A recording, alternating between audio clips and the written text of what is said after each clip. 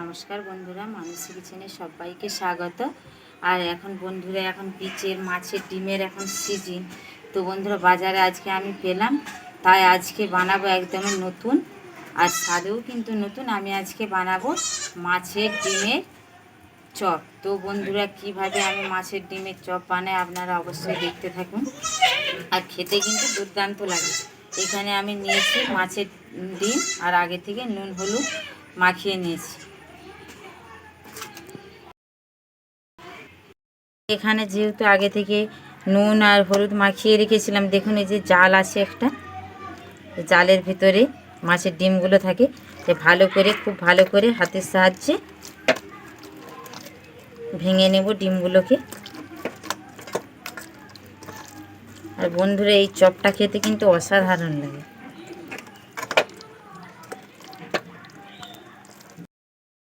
মাছের ডিমগুলো ভেঙে নিয়েছি, দেখুন পুরো একদমই গোলা গোলা হয়ে গেছে।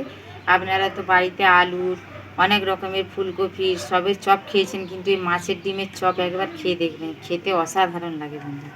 আমি বাড়িতে অনেকবার বানিয়েছি। আমি এবারে দিয়ে দেব সাদা তেল।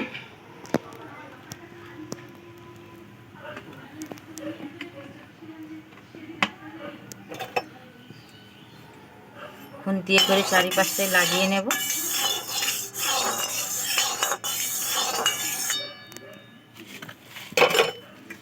আপনারা যেরকম সাইজের চপ খেতে চাইবেন সেরকম সাইজের বড়া বানাবেন। আমি আমার পছন্দের মতন বড়া বানিয়ে নিচ্ছি। প্রথমে আগে এই চপটি বানানোর জন্য বড়া ভাজতে হবে বন্ধুরা। আর আমি তেলটা একটু খুব বেশি গরম করিনি, কারণ মাছের ডিম বিশাল ছিটকায় বন্ধুরা। আমি যেই অনুযায়ী খাবো সেই অনুযায়ী আমি বড়াগুলো বানিয়ে নিচ্ছি।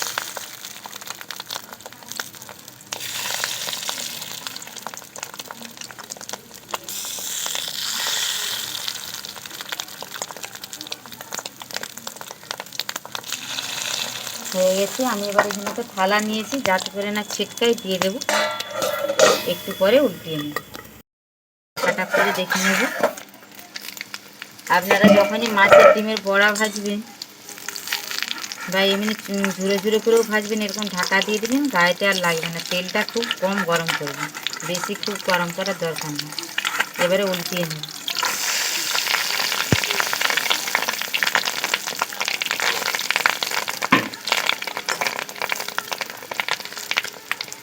উল্টিয়ে পাল্টিয়ে ভালো করে ভেজে নেব। আমি বড়াগুলো দেখুন লাল লাল করে ভেজে নিয়েছি। আর বড়া ভাজতে কিন্তু বেশি সময়ও লাগে না। আমি একটু বড় সাইজের করে দিচ্ছি। এবার সবগুলো তুলে নেব। আর একটু আমার রয়ে গেছে, ওই একই তেলে দিয়ে দেব।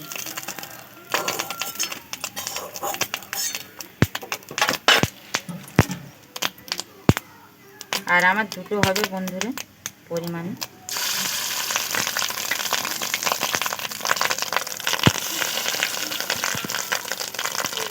আবারও আমি একটু ঢাকা দিয়ে দেবো, তাহলে আর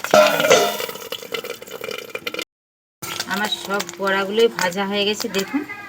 এবারে আমি এই মাছের ডিমের চপ বানানোর জন্য আলুর পুরটা রেডি করে নেব। দেখুন, আমি শুকনো খোলায় কেশরি মেথিটা একটু নেড়ে নেব।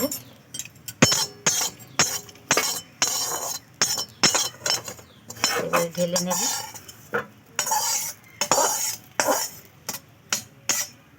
ওই একই কড়াই আমি ফোড়ন করে নেব। এই একই শুকনো খোলায় আমি গোটা জিরে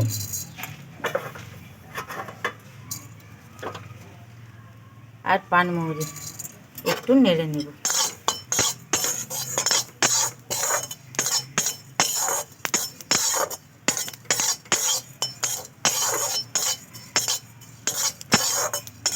ঠান্ডা করে শিলনোড়ায় পরে বেটে নেব।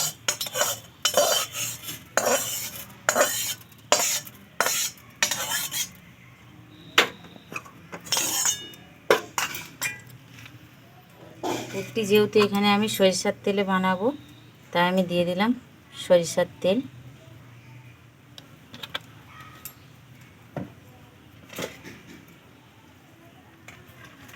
তেল খুব ভালো করে গরম হয়ে গেছে, দিয়ে দেব বাদাম,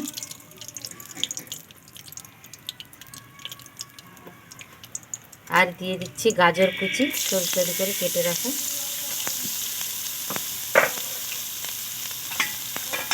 আর দিয়ে দেব পেঁয়াজ কুচি,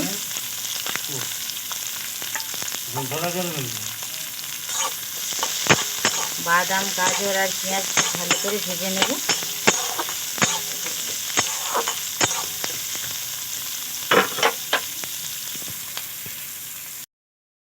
পেঁয়াজ বাদাম গাজর খুব ভালো করে ভেজে নিয়েছি। এবারে এতে দিয়ে দেব গ্রেট করে রাখা রসুন আর আদা। আবারও পেঁয়াজ গাজরের সঙ্গে খুব ভালো করে রসুন আর আদা ভেজে নেব।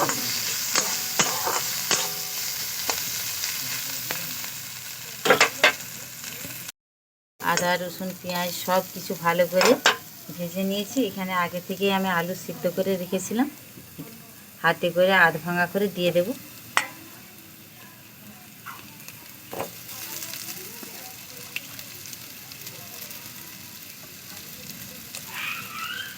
এতে এবারে কিছু মশলা অ্যাড করে দেব। দিয়ে দিচ্ছি পরিমাণ মতো লবণ, দিয়ে দিচ্ছি হলুদের গুঁড়ো, আর একটু ঝাল ঝাল বানাবো তাই 1 চা চামচ দিয়ে দিচ্ছি লঙ্কার গুঁড়ো। এবারে খুব ভালো করে সবগুলোকে একসঙ্গে মাখিয়ে নেব। একদমই পুরটাকে আমি মশলা দিয়ে ভালো করে নাড়াচাড়া করে একদমই রেডি করে নিয়েছি। এবারে এতে আমি দিয়ে দেব শুকনো খোলায় ভেজে রাখা কসুরি মেথি, দিয়ে দেব পানমৌরি আর ভাজা জিরে ভাজা, আর আমি দিয়ে দেব গরম মশলার গুঁড়ো দিয়ে দিচ্ছি।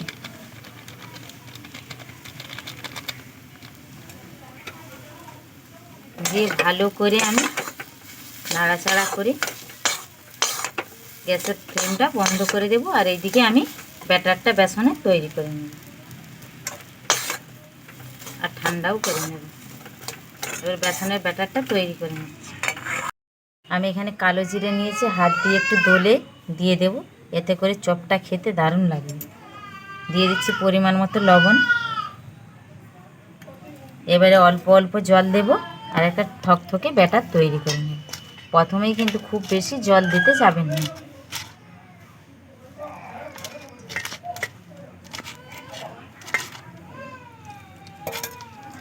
দেখুন এরকম ভাব রেখে কিন্তু বেসনটাকে ডাববেন, তাড়াতাড়ি কিন্তু ফেটানো হয়ে যায়। বেশি কিন্তু জল জলে করে দিলে তাড়াতাড়ি করে বেসনে কিন্তু ফেটানো যায় না। এবার এইভাবে আমি বেসনটিকে খুব ভালো করে ফেটিয়ে নেব, হাতে সময় নেই।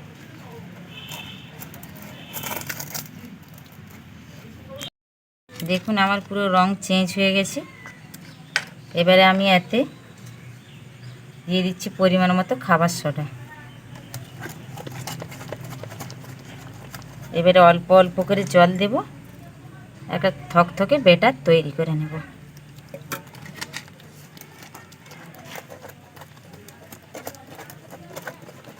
আর একটু জল লাগবে, দিয়ে দেব।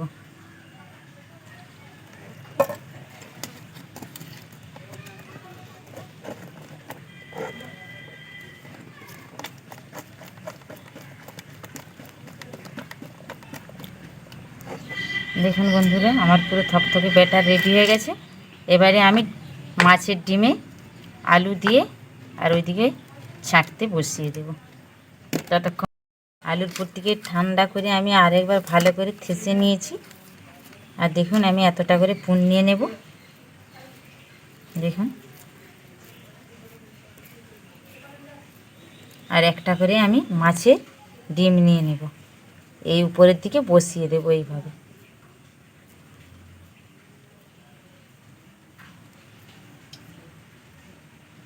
দেখুন বন্ধুরা একটা আমার কিন্তু চপ পুরো একবার পারফেক্ট রেডি। আরেকটা আমি দেখিয়ে দিচ্ছি। দেখুন এতটা করে আলুর পুর নিয়ে নেব, আর এই যে বড়ার উপরে এইভাবে হাতের তালু দিয়ে চারিপাশটায় বসিয়ে নেব। দেখুন এক পাশে আলুর পুর, এক পাশে মাছের ডিম। এইভাবে আমি বন্ধুরা সবগুলো আমি বানিয়ে নিচ্ছি। আমি হাতে ব্যাটারে একবার জামবাটিটা তুলে নিয়েছি আর দেখুন কত সুন্দর। এবারে আমি এইভাবে ডুবাবো আর ছেড়ে দেবো।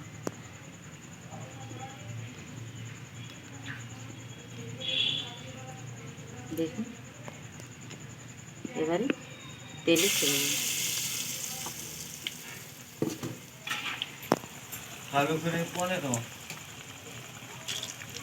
আমি এবারে ছান্তাই করে উপর দিকে একটু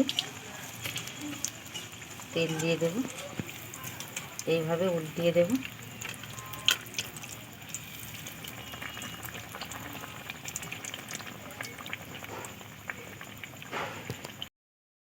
দেখুন পুরো একদম লাল লাল করে ভেজে নিয়েছি আর কত বড় হয়েছে দেখুন। এবারে রেখে দেব, আবার একটা দিয়ে দিচ্ছি দেখুন। এইভাবে ডুবাবো, এইভাবে ডুবাবো আর তেলে ছেড়ে দেবো।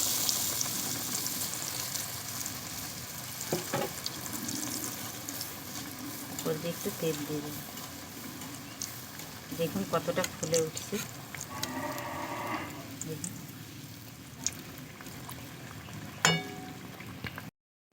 দেখুন আমার আবারও আরেকটা হয়ে গেল আর কত বড় বড় হয়েছে দেখুন। এইভাবে আমি সবগুলো একই প্রসেসিংয়ে আমি সবগুলো ভেজে নিচ্ছি বন্ধুরা। ফিরে আসছি ভাজার পরে।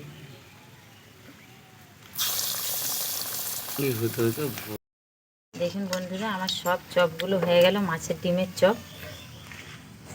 দেখুন কতগুলো হয়েছে। এবার এখানটা পরিষ্কার করে নিয়ে খেয়ে বলবো কতটা সুন্দর হয়েছে। আর ভেঙে বন্ধুরা কত বড় বড় হয়েছে আর কত সুন্দর গোল গোল। দেখুন এটাতে পুরো যেমন বাটি সাবানের মতন লাগছে। একটা ভেঙে আপনাদেরকে দেখাচ্ছি। দেখুন কতটা মচমচে হয়েছে দেখুন। দেখুন এবার খেয়ে বলবো। বন্ধুরা মাছের ডিমের চপ খাচ্ছি না কি খাচ্ছি বোঝাই যায় না, খেতে অসাধারণ লাগছে। আমার অনুরোধ রইল আপনারা একবার আমি যেভাবে বানিয়েছি এভাবে বানিয়ে অবশ্যই বাড়িতে সকলকে খাওয়াবেন, দেখবেন সবারই কাছে প্রশংসা পাবেন। আর আমার ইউটিউব বা ফেসবুকের সকল বন্ধুদেরকেই বলছি আমার এই রেসিপিগুলো যদি ভালো লেগে থাকে একটু লাইক করবেন না বন্ধুরা প্লিজ, তাহলে আমারও ভালো লাগবে আর কাজের উৎসাহিত হবে। আপনারা ভালো থাকবেন, সুস্থ থাকবেন। দেখা হচ্ছে নেক্সট ভিডিও। আর এরকম বাড়িতে বানিয়ে খাবেন।